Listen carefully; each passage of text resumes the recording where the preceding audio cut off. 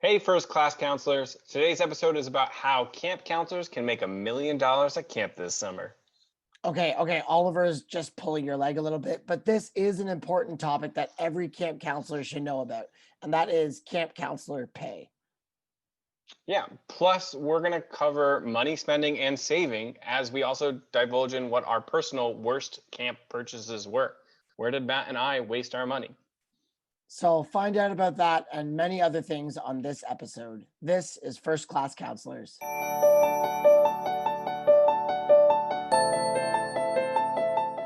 Hello, Camp Pros. This is Oliver Cregan. My pronouns are he, him, and I'm a summer camp professional. Hey folks, my name is Matt Hansberger. My pronouns are also he, him, and I'm the executive producer of podcasting at Go Camp Pro, and you are listening to First Class Counselors. This series is for camp directors to give their counselors as they hire and prepare them for the upcoming summer. Because as we always say, camp counselors have the most important job at camp.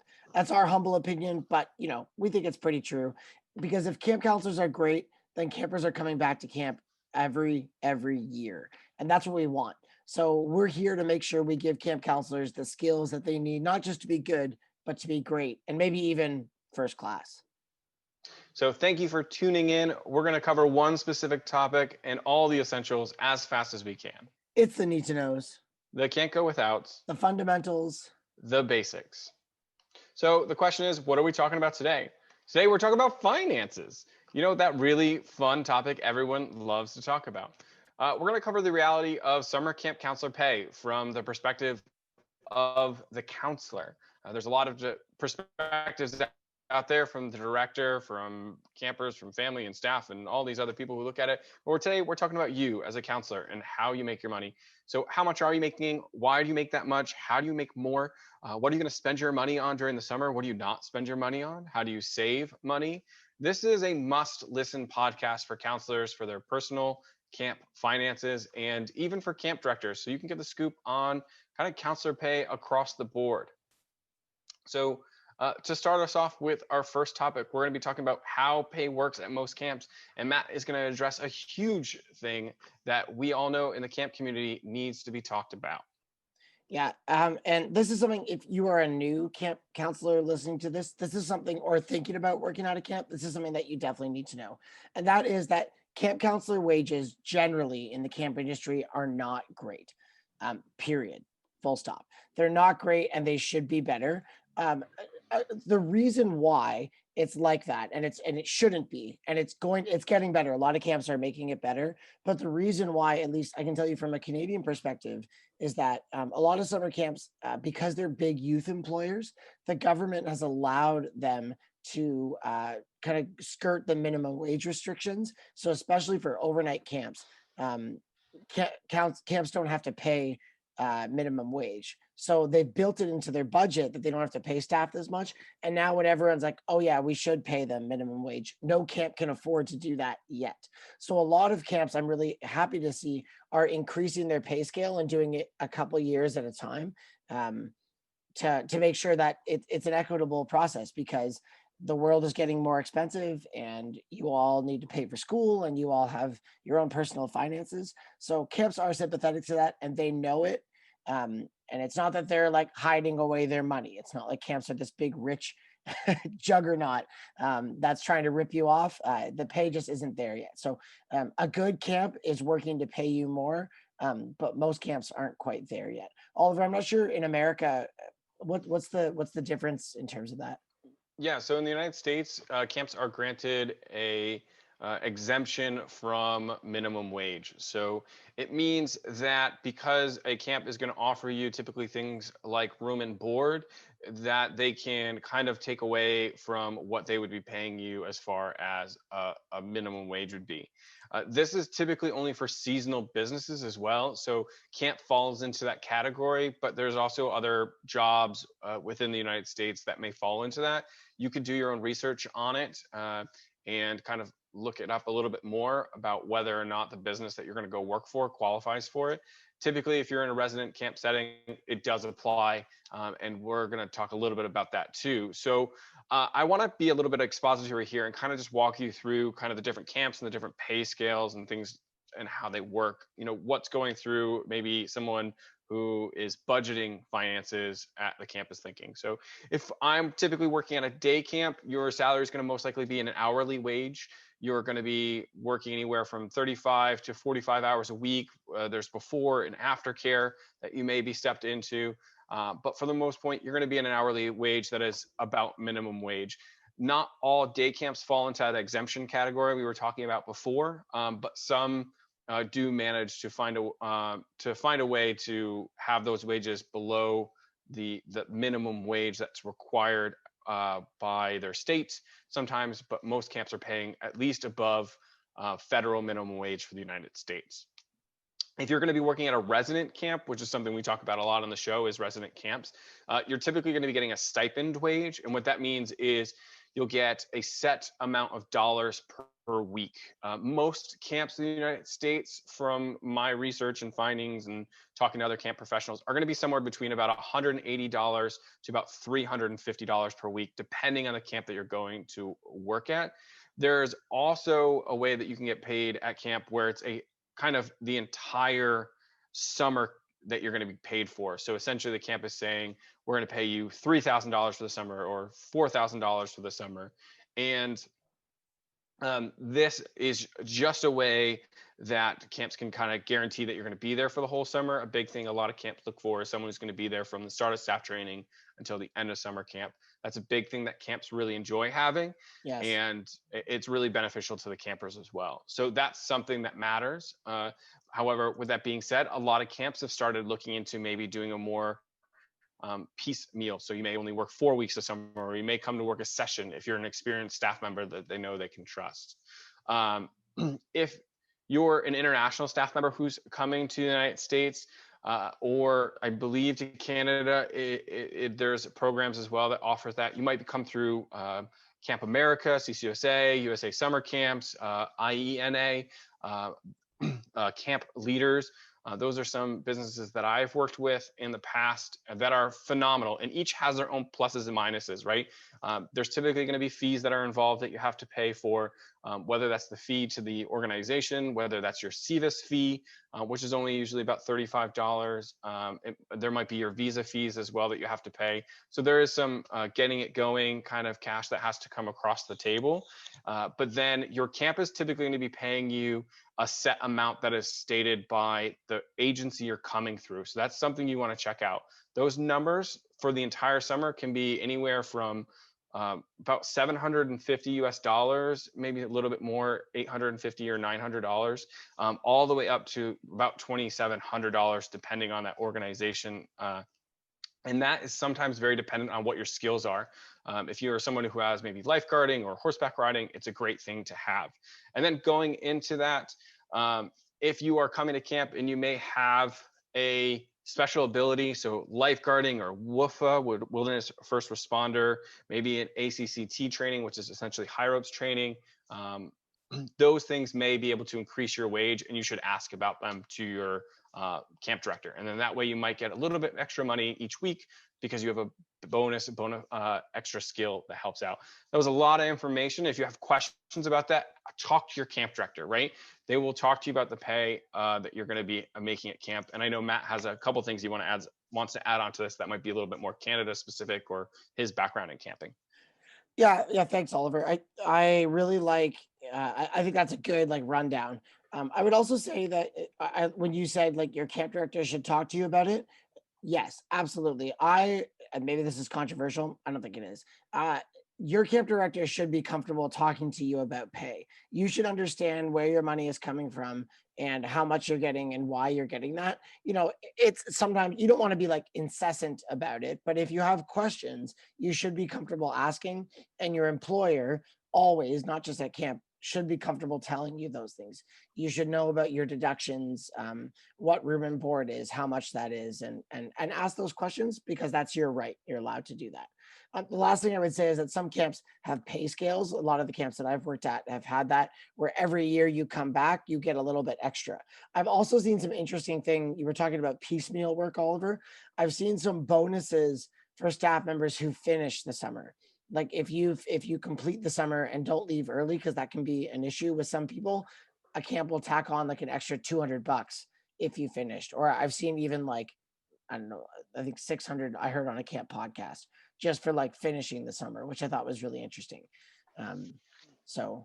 There's lots of different ways to do it, but what I would say is just ask, be comfortable asking. It's okay. Yeah, my biggest note just about pay for staff members that you should know is camp is 100% not about the money, right? Yeah. You are most likely getting involved with camp for many of the reasons, and we'll talk about those in a little bit. But you should know what you're getting paid, how you're getting paid, how's it going about. Your personal finances do matter. Do not ignore them. I know that it can be stressful. As a camp director, I've handled the financial part of staff wages. It's super difficult. So please do give your director the benefit of doubt. Make sure you're working through it with them. But don't ignore it. It's really important that you do check those. I know from my first summer, I can say from like my personal mistake, I can't remember getting paid. I just didn't care. I was just having so much fun. I was so in the moment and enjoying camp that I didn't pay attention to it. I'm pretty sure I got paid. I'm pretty sure everything went swimmingly. I just didn't check. I didn't care because I was enjoying the experience that was happening for me. And I just want to let you know, like, at least sit down and check, make sure that you are getting paid. And the fairness of pay, Matt kind of addressed at the beginning. Good camps are working on it. They are trying to make sure that they can pay you more. For the most part, your job as a counselor, make sure that you are just getting what you were supposed to be getting off of the bat, and then worry about the fairness of pay at another date and time. Worry about the fun you're having at camp every day. It's interesting. It's interesting, Oliver.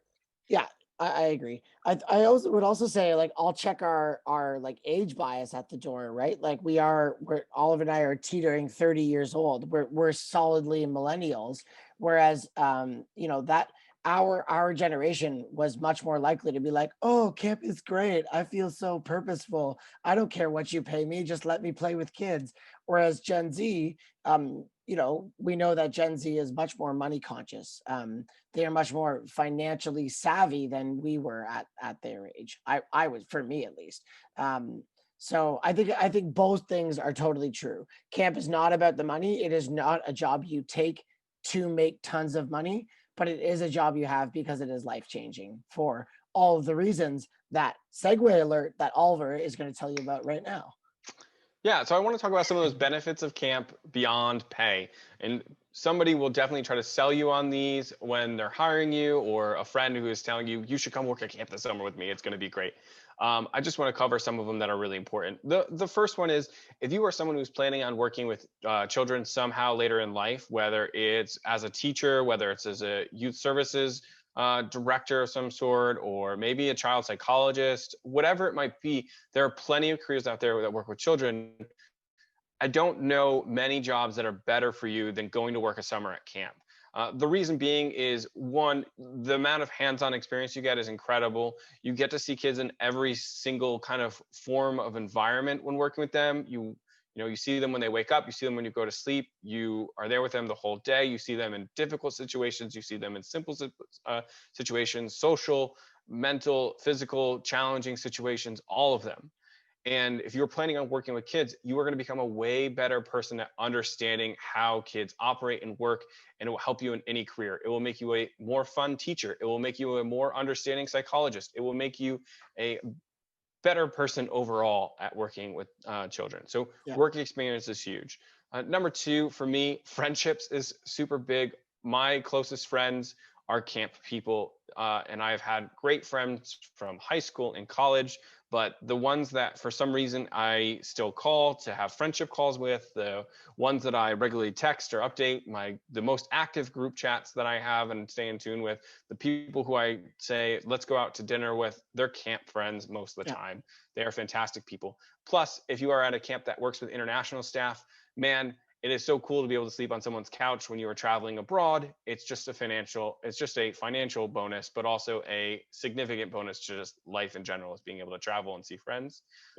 Another great one that I like to say is extra t-shirts, right? Camps give out a lot of extra swag, and you get to rock some amazing clothing. I got my Camp America shirt on that I got. And most of my closet now is just camp t-shirts or tie-dye or something of that sort. So Yeah. but it's other things too, like camps, a lot of free food that gets given out, whether it's pizza or something like that.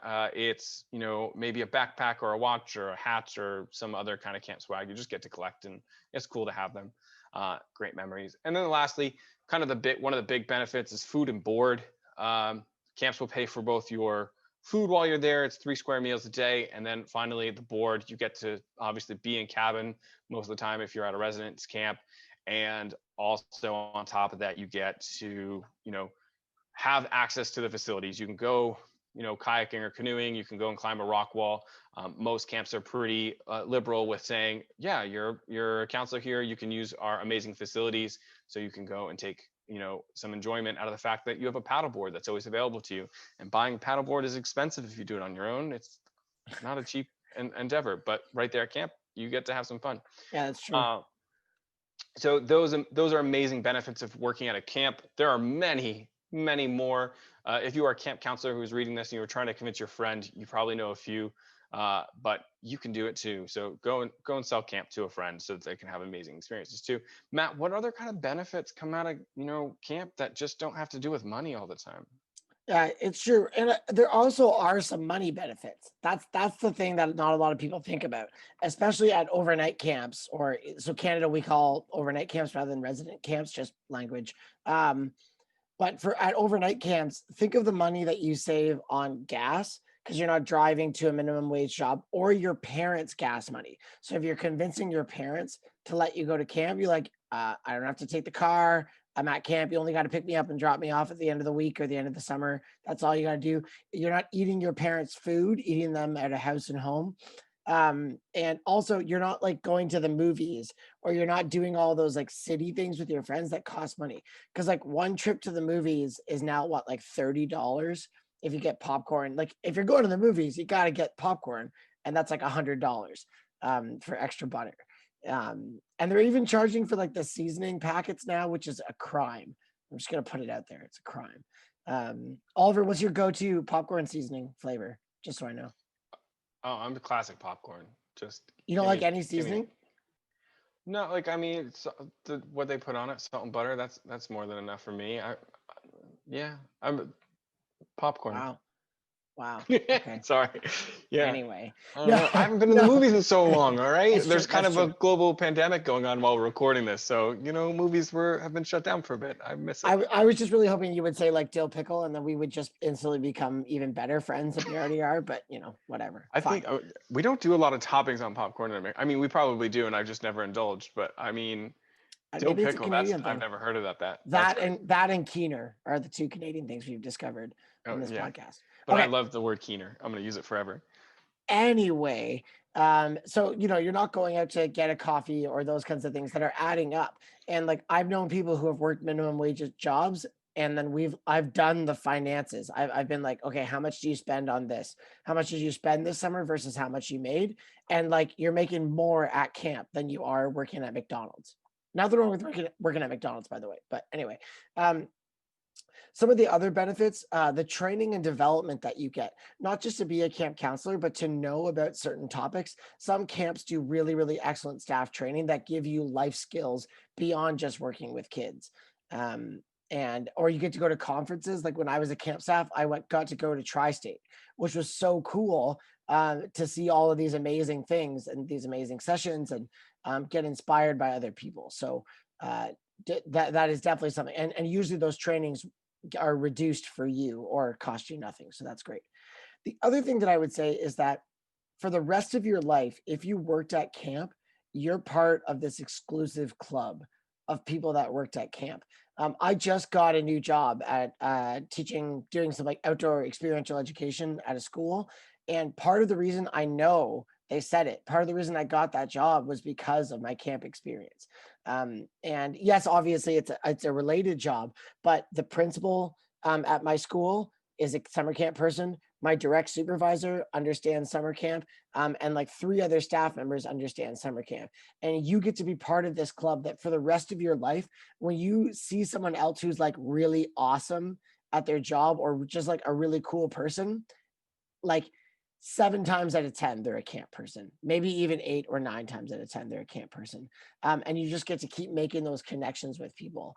And it's really great. And then my last point is, you folks have heard me talk about this on the podcast before, is that almost every good thing in my life has come from camp. I met my best friend in the world.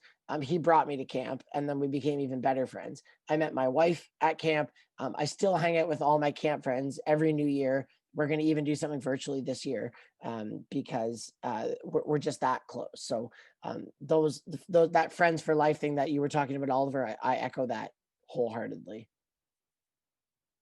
Yeah. And I mean, at the end of the day, camp is a memory making business for campers, but for you as a staff member too, you're going to walk away with things you are never going to forget. Just, memories that you share.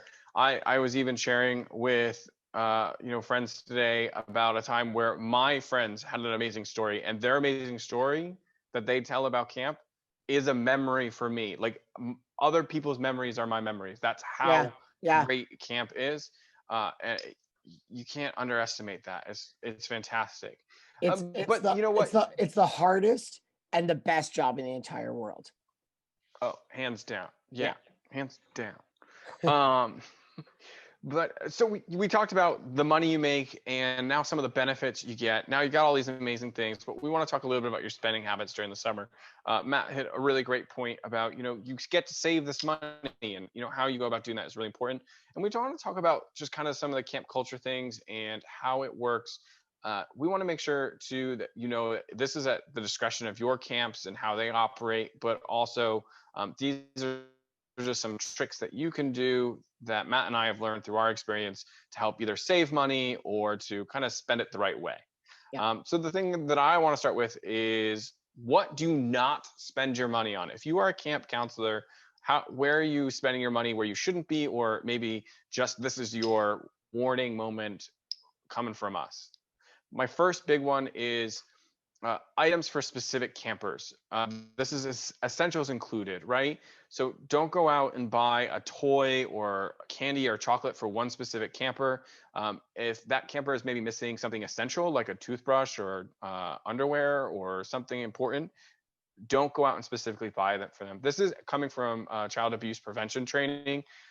This could be something that could put you at risk of being someone who is trying to do something that you shouldn't be doing. And I want you to be sure, and I want you to know, don't do that. If it is essential that the camper is missing this and they need it, talk to your camp director, talk to your leadership staff member and say, hey, my camper doesn't have any underwear. Can we make sure that camp gets this? The camp director might say, if it's a lot of smaller camps might do this, larger camps might do it too. They just say, well, you can buy it during your time off and we'll reimburse you. That's totally fine. Also make sure that child knows that present isn't coming directly from you as well. That might be something that you might feel like you need to do. It's, camp got you this item that you needed because camp wants to make sure it cares about you. It's not Oliver got this item for you because Oliver wants to make sure that I care about you, right? There's a line there that you got to be sure about. Yep. Another one is cabin treats, outside foods. Could sometimes bring allergies, animals. This is at the discretion of camp. I know some camps do allow camp staff to bring treats in for their cabin, but it's at the discretion of the camp. I worry about allergies and food, like I said, and just kind of having this outside food coming in sometimes can cause a problem. A good point Matt wants to make sure that I note to you is that you can ask your kitchen staff too. They'll have food that they know is allergen free if necessary, and or it's also just making sure that you're being safe with how you're feeding kids. Matt, do you want to share a couple so I don't feel like I'm talking forever and ever and ever? Yeah, there's a lot to say here. And I think it's really, really important that because like it's too easy to just spend your money because you're like, oh, this would be nice. My big thing is like dollar store crap. Stay out of the dollar store as much as you can. It's so tempting to get like cabin decorations. And that was really the inspiration for this episode, right, Oliver? We were talking about like why it's so unnecessary to buy one-time crappy streamers and decorations and stuff like that. And that shouldn't be the expectation of your camp, in my opinion, I'll say. Like good decorations don't make a great camp week. great camp counselors make a great camp week. And you know, and your camp should also have some of those supplies on hand for you to make like a door tag so that every kid's name on the door. I think that's really important. But like to have your cabin look like an underwater like mermaid princess cowboy palace, you know, that's not what makes it great. That helps, but it's not necessary, I think. And you definitely shouldn't be spending your own money. And I think that's like a environmental stewardship piece as well. Like let's not contribute to the waste in the world, because all that is just going to go in the garbage. It's not recyclable. Yeah. And I think a lot of what to think about is that when you were talking about food and like giving campers special things, I love that you touched on like watching out for child abuse and those things. I think it's also just being aware that it's an equity thing as well. If you're giving your campers candy or special any special things, we want to be definitely conscious of the fact that other staff members might not have the ability to get them those things or to do those, and that's going to leave other campers feeling put out because of it. And that's also like that's not fair that you can spend money or that you can't spend money and somebody else can. So I think it just keeps us on the same page to use camp supplies as much as possible. Oliver, why don't you go back and I'll do a couple more after. Yeah, I'm gonna stay on along with some of the safety things that I was talking about before, but equipment, it's like safety equipment and such that you may need as a counselor. So, like first aid equipment, or maybe lifeguard equipment, like if it's one of the breath masks. Those things should typically be provided by camp. I've seen a lot of counselors who go out and they might buy like cool band-aids, you know, that are like SpongeBob or Paw Patrol or something, and that's great. You know, it's fantastic that counselors do those kind of things because they want them for their own first aid pack.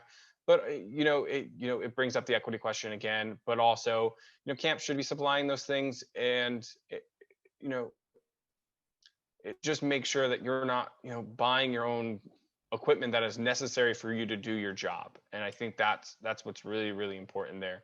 I'll talk a little bit about some of the things that you should bring just because you should have them, but those extra things that campus are going to require you to have, I think that your camp should require them, so you can talk to your whoever's in charge of your first aid staff or your lifeguarding, or those are the two that are coming to mind right now. And then also on a side note, sometimes camps won't let you use your personal stuff. So I know that some camps have rules against you using like your own harness and high ropes. You might have to be required to use, the camp harness. Yeah. So if you go out and you buy a harness before coming to camp, you might be kind of upset when you get there and they go, sorry, our insurance doesn't cover your harness. And so just know that the reality of that's coming. I've seen that a lot with horseback riding, high ropes, aquatics, things in those realms typically get hit pretty hard. Another thing I want to hit on is arts and crafts supplies. A lot of counselors will go out and buy arts and crafts for their cabin. So like just extra crafts for their campers to do in cabin, or board games and such like that, just as more entertainment. I think having a good deck of cards of your own is something you might be able to have, or maybe a cheap activity, that you can get. But going out and spending $50 on arts and crafts supplies for each cabin that you get, for whether it's making friendship bracelets or memory beads or whatever it might be, just make sure that you're not going out and spending all of your money. And then another one is, don't spend your own money to repair camp equipment. If something's broken on camp and you see it and then you go, well, no one's fixed it, I guess I have to do it, and go and spend your own money on something that might be broken, I think too is a thing to avoid. And my last one that I just wanted to make sure people know about is costumes are great. A lot of camps do theme days, whenever they might be, and typically that means dressing up. I'll talk a little bit about how to maybe save some money in the costumes of extravagance, but don't go $1 million into your costume and go, oh, wow, I spent my whole summer camp budget on this. I've seen people do great things in t-shirts that would blow your mind. That was an old raggedy t-shirt they had laying around their house that they needed to get rid of. So we'll keep that in mind a little bit later, but those are my things that you should probably not spend a bunch of money on. Matt? That's funny that you mentioned that, Oliver. A picture on Karen's like Throwback Thursday surfaced of not me, but someone that looked like me wearing a costume that was literally like one of my like Under Armour turtlenecks from when I played football, sorry, from when this person played football, a pair of gym shorts, and literally like a cut up piece of fabric cut into a face mask. And that superhero has like stood the test of time in camp legend and camp stories.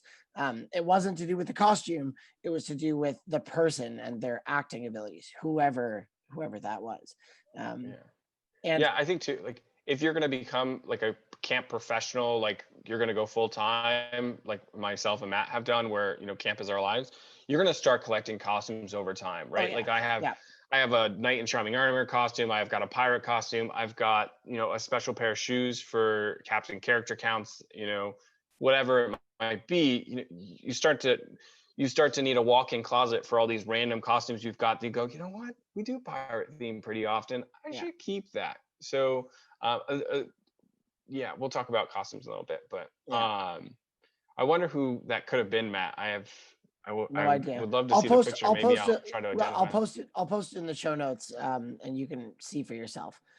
Okay. What you said over there resonated with me. Just like the you were talking about games and cards and stuff like that. A lot of times, if you go to conferences, like there'll be like books that you could buy that are like the best game books. There's a ton of awesome camp game books out there, or subscriptions to Playneo, which is a like online games resource. Um, I think, in my opinion, your camp should get those, and you should be able to use them and take pictures of them and memorize them from that. If you want to get into camp full time, yeah, I have a couple of those books myself because I got them used because they're awesome. So that like, but that's because I lived camp for a long time, and that was what I chose to spend my money on. As a counselor, that's not something I would spend my money on. And also,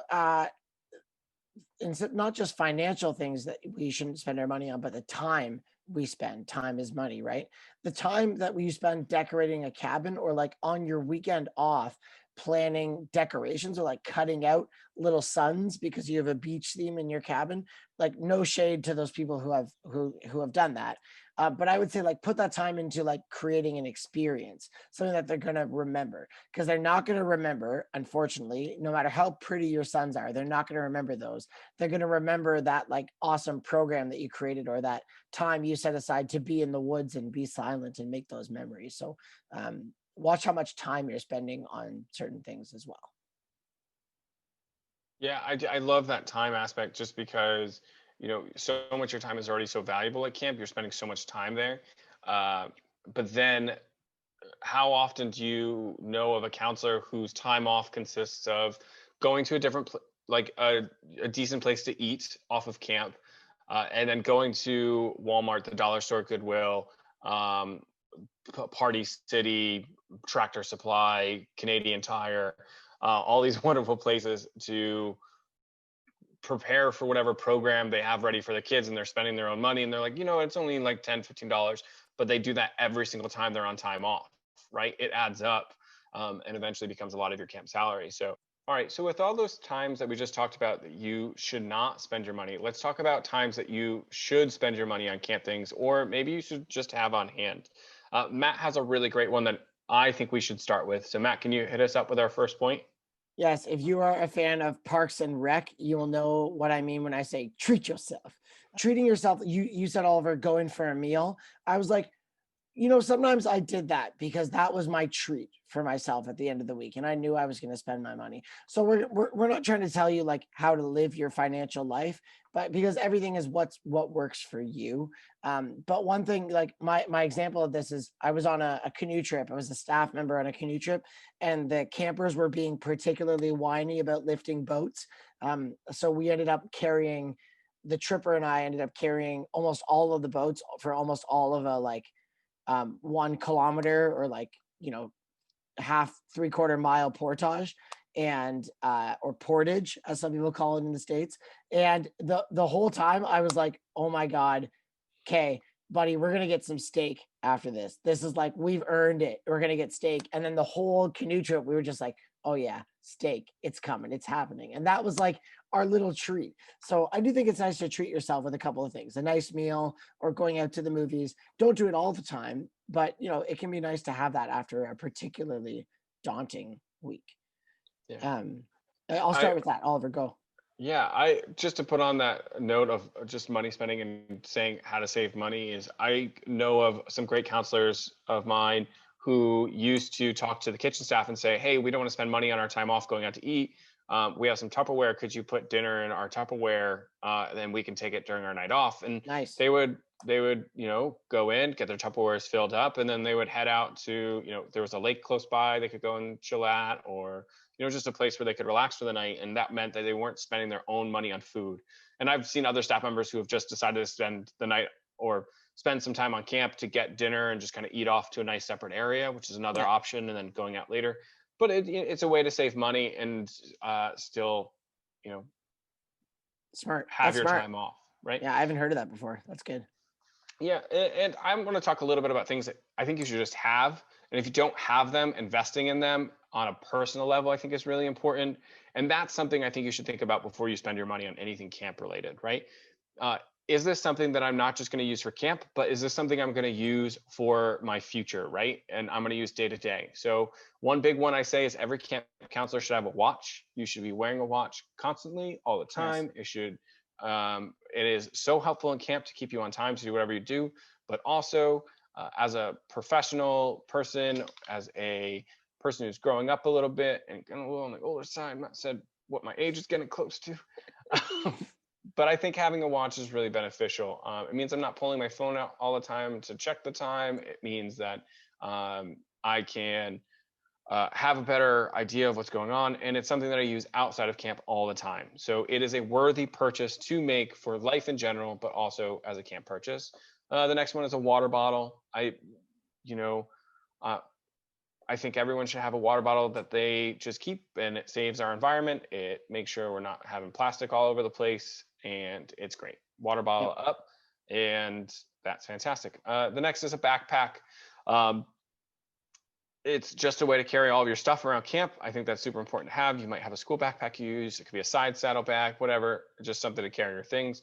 And that's important. Well, there's also just some miscellaneous supplies that you should probably just have on you, whatever they might be that you feel like you need and that camp probably won't be providing. If you maybe it might be a special type of sunblock, or it might be a special type of bug spray. Those things you should keep for yourself if you might have an allergy or something like that. So make sure you are taking care of yourself. Don't just use a generic camp sunscreen if all of a sudden you realize you're breaking out in rashes because it has something that affects your skin in a way that doesn't work for you.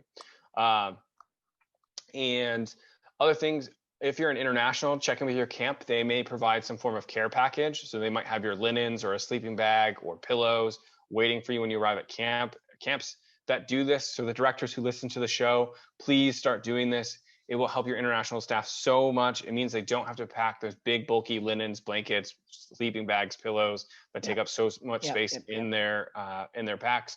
And hopefully you have a spot of dry storage. You can just put them in and then take them out and recycle every single year. And sometimes toiletries and stuff can be included in that. Some people are very testy on what their toiletries are. I will use a bar of soap on every part of my body and works just fine. Other people need about 15 creams, lotions, and body washes to get the job done. To each person, their own body. Take care of it how you please.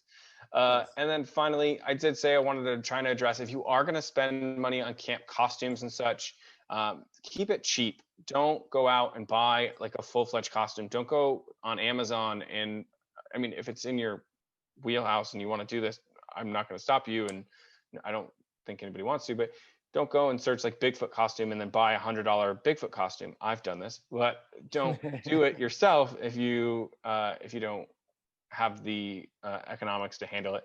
But places like Goodwill, Salvation Army, even going to Walmart and just getting like a triple X t-shirt that is huge on you if you're a small person, and then you can use all of that fabric to do some amazing cool things. I've seen counselors do it. It's just a way to be a little bit cheaper about what kind of costume you're going to wear, and keep your costume ideas really simple. If it's green team, it's just green t-shirts that people need. And then the next part is kind of be creative too. So, on the same point, that green team can now be team alien, right? And you're a bunch of little green alien people.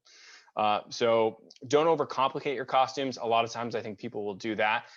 They get caught up in this idea that I need to look like Indiana Jones, where in reality you need some type of a hat and some type of jacket, and you will look like Indiana Jones. It's actually pretty impressive how simple it is to do something like that. And don't get caught up in that specific character. Get caught up in, the easiest way to do it. And sometimes the dumber you look like something, the better the costume. Oh, for sure. Right? Yep, Right. yep. If you walk up to people and you're like, I'm a pirate, and they're like, you look nothing like a pirate, and then you're doing just fine, because it becomes a joke. It becomes real fun. And You can say like, well, have you ever seen a pirate in real life?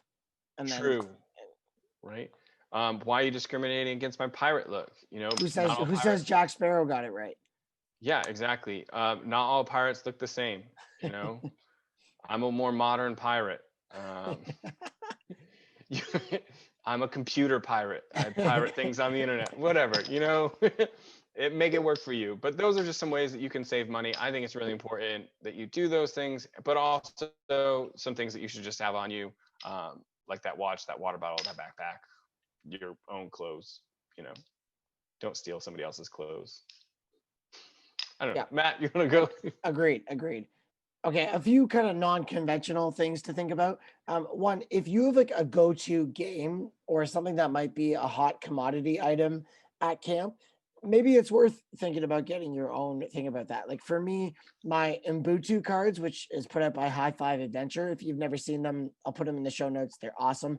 They're like my go-to team building thing. And I would do it with my cabins, no matter who I was with. And I didn't want to always have to like go to the adventure place at camp and take their cards, because I knew that other counselors were going to pay with them. And I knew that I was going to use those for the rest of my life. So I chose to buy them. They're not that expensive. That was a circumstance where I was like, okay, I'm going to use that for a while. And I really love this thing, because then you're not tying it up when other people are trying to use it. You're not responsible if it gets lost or wrecked. So sometimes it's nice to have those things if that's okay. But you can also always ask camp to buy another one. And then there's two. You could do that as well. The other thing is think about maybe some special treats for a camp friend to brighten their day. If someone's love language is gifts, and you also know what like type of chocolate bar really brightens their day, that can be a great investment to just like build relationships with people. And it's always nice to get your favorite chocolate bar sitting on your desk. So, or learn your camp director's favorite chocolate bar, then, little bribery never hurt anybody. The last thing is staff clothing. So some camps will do special like staff swag. The camps that I grew up at, that we did a really cool thing actually at Karen, was every year someone was in charge of designing staff clothing, and then the staff would like vote on the different styles. So sometimes we'd have like even a ring and a nice jacket, and you could choose as long as it met the minimum orders for the distributor of the materials. We would get to like spend our money on it, and it would just come right off of our paycheck. Be careful if you're going to do that, because your camp paycheck gets super small once you do that. My good friend Chantel, who was my camp director, she always told the story that her first paycheck came back as a minus. So she owed camp more money because of her staff clothing purchase. So don't be like, I need to get every sweatpant and every polo that we've ever made and every fleece and every stuffed animal. You don't need that stuff, but get a little bit. It's nice. Like I love that I have my long sleeve from 2007, my first year on staff, which definitely dates me a little bit, but it says my camp name, and it's just a nice piece of memorabilia, even though it's like just a bedtime shirt. A pajama shirt at this point. Who calls it a bedtime shirt? An old person. You do. Yeah. So yeah, that's my tips on what to buy. All right, it's not on the show notes, but I feel like this is a great question to ask for both of us to answer. Is what is the dumbest camp purchase that you've made with your own money? Oh. That you're like looking back at now and you're like, oh man, what was I thinking? You go first, Oliver. Oh yeah, I got mine already. So besides the Sasquatch that's why costume. the question came up. Yeah. Yeah, besides the Sasquatch, actually, that I will say paid dividends. Okay. But I'll defend that. If somebody wants to ask me how much a Sasquatch costume is worth at camp, I will say you priceless. Mm, And you can okay. ask me why Okay. if you personal message me after the show. Um, but my worst purchase was I wanted to get. I went on to Amazon. I bought these like giant 8x11 playing cards, simple playing card deck, and I was so excited about it. And I had them like in my office all winter. And I was like, man, when summer comes, I can't wait to use these playing cards. And when I got them, I'm like, they are a bit flimsy. Like they're thick like cardstock, but there's not much to them. And I was saving them in my office during the summer for a special occasion. And a staff member came in and he's like, man, can I use those? And I was like, oh, I'm not going to get to use them, but somebody else can use them and they'll have a great time and they'll finally get used because they've been sitting here for like 6 months. And I gave them the cards, and to my chagrin, they were just flimsy, horrible paper playing cards. And although they were like such a cool novelty to have, they ripped after the first use, and they were like 20, $25. And I was like, oh, well. But you know what? No regrets. Yeah. All regrets. It is what it is. Mine is much more expensive. So the year that I like first went canoe tripping and was really getting into like the outdoors, I was always really envious of the trippers that had like their like really nice like outdoor clothing.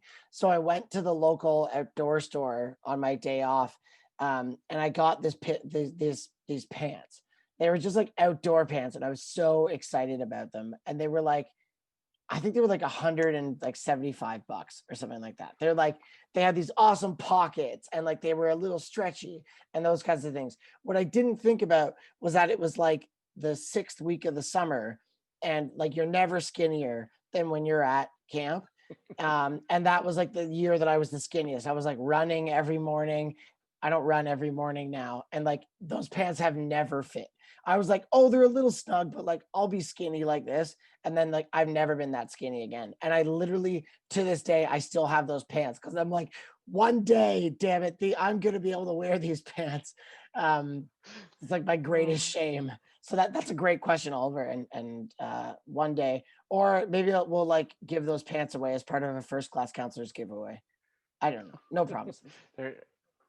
There you go. I mean, maybe those pants you should just keep them forever, and then you know, one day when we're older than the age you said we were, Yeah. um, we'll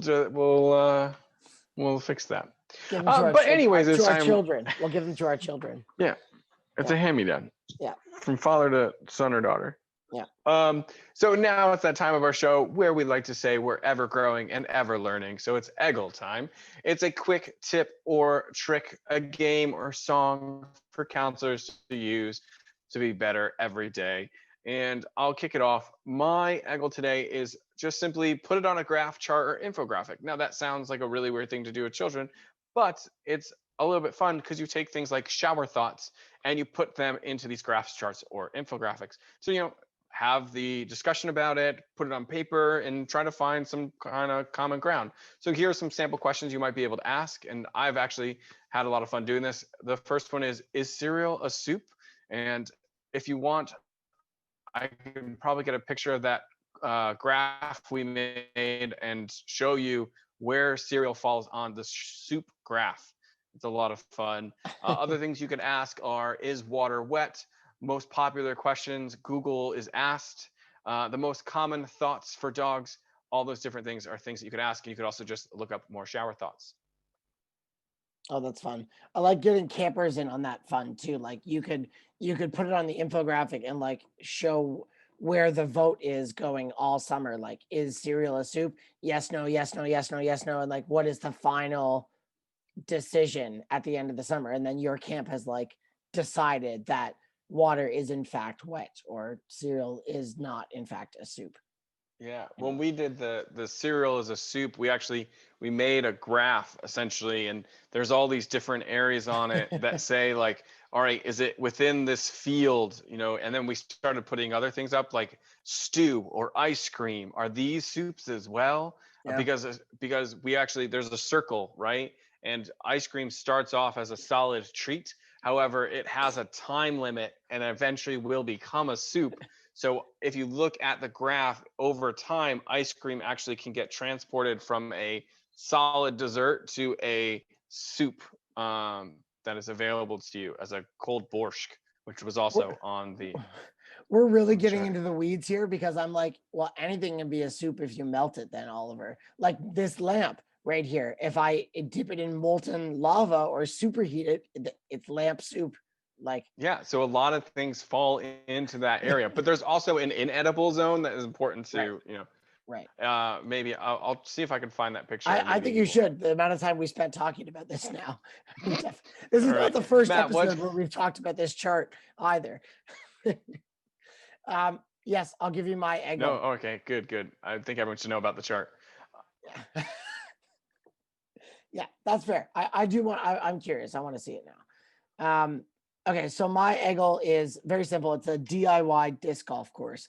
And if you haven't played disc golf, or some people call it frisbee golf, it's officially called disc golf. Then I'm a big disc golfer. I know I'm gonna nerd out on it, but it's really fun, right? Kids can throw a frisbee. It doesn't have to be an actual disc golf disc. And you can set your own up at camp very simply with like one hula hoop to another hula hoop and show kids where to throw the frisbee. You can make it more complex by using like, even if you're in a field, you can like lay down some tarps as water hazards, or you can designate with cones some tees or sand traps.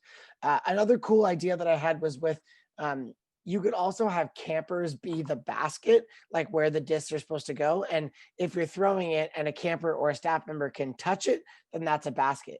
And that's a little more accessible for kids who like might not have the fine motor skills to throw a disc into a hula hoop or to hit a tree or something like that. A person who can catch it and touch it is much easier. So that's a great camp program. You could spend 45 minutes to an hour with kids playing and making and playing your homemade disc golf course. So that is my eggle. Absolutely perfect. So if you do have any suggestions for things you want us to talk about during the season 3, if you want to grow, connect, and maybe commiserate over summer with us, you can contact both Matt and I. So Matt, if I want to get a hold of you, how can I do that? You can find me at matt@gocamp.pro or iscus, ISCUS on Instagram. How about you, Oliver? You can get a hold of me at oliver.gregan.scd@gmail.com.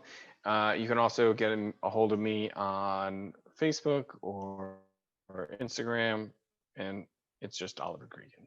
Get me there. But if you did enjoy today's show, we'd be so grateful if you left us a review wherever you are listening to this podcast. Your ratings and reviews not only tell us what you like and don't like about the show, but it helps boost our rankings and helps more people discover the show. Yes, and also please don't forget that you can find our show notes at gocamp.pro/FCC, and you can find good stuff there. And if you go to gocamp.pro/podcast, you can find out all of the other awesome things that GoCamp Pro is doing with podcasts. I know Oliver just listened to the Day Camp Pod. They talked about financials with a fellow named Jonathan Gold. And if you are like really interested in getting deep into financials about camp, that's kind of it's definitely not like camp counselor friendly. It's more camp director friendly, but it's definitely a good one. So feel free to check out all the other Go Camp Pro podcasts.